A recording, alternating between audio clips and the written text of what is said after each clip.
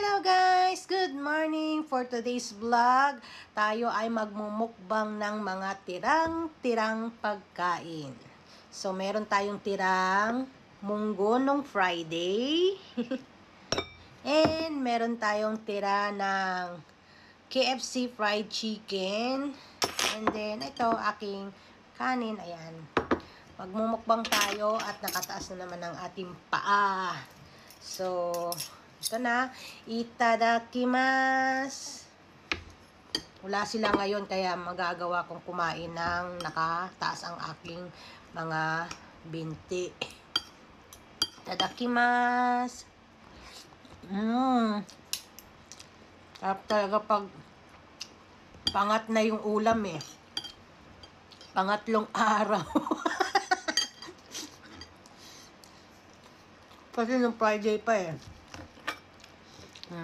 Sarap. Tapos may chicken. Nasabawan mo ng munggo. Solid. Kayo, kain na rin po kayo.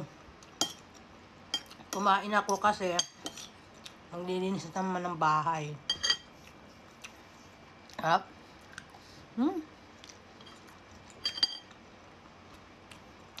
Kayo, mahilig po ba kayo mag-almusal ng kanin sa umaga o tinapay lang kayo?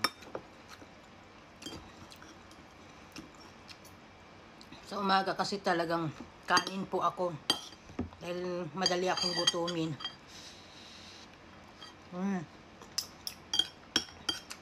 Yep. Pasensya na guys, naputol. Lobat na pala. Yan.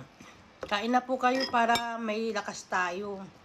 Kasi talagang hindi ako kumikilos hanggat hindi ako nag-aalmusal. Kailangan mag-almusal muna ako bago gumawa ng mga gawaing bahay.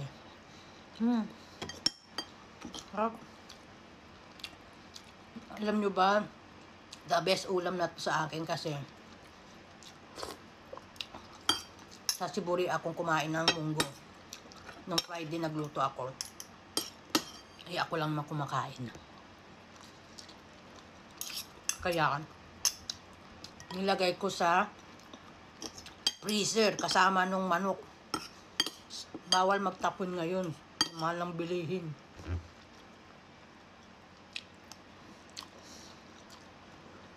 Bahala na magluto ng pangatlong luto.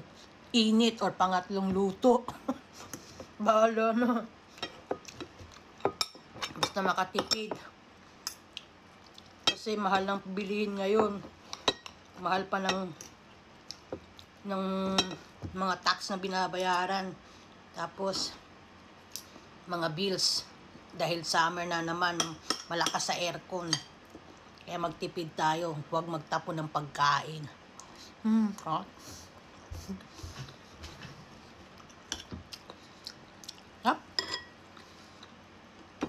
Sensya na kayo.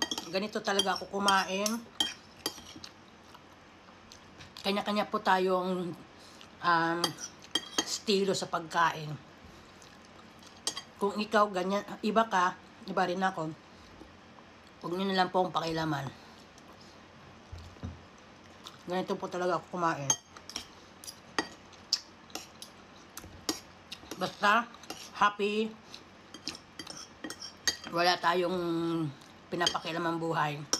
Mas happy yun. So, ito lang po yung ating video for today. Thanks for watching. Bye-bye. Sayonara. Matane.